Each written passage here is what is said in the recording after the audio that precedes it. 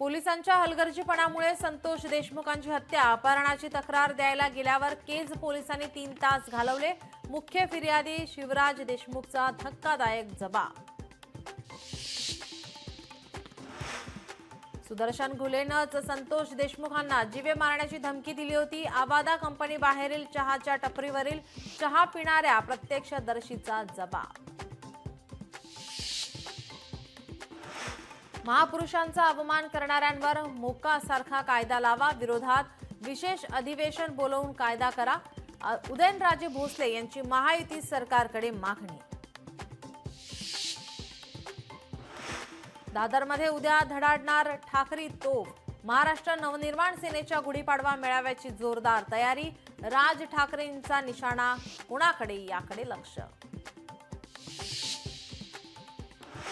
अजित पवारांच्या वक्तव्याने शेतकरी कर्जमाफीबाबत संभ्रम। शेतकऱ्यांनी पुढील 3 वर्ष नियमित कर्जाचे हप्ते भरावे।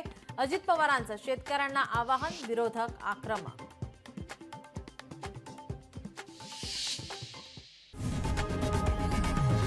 लोकशाही मराठी ऐका, पहा, जागरूक रहा।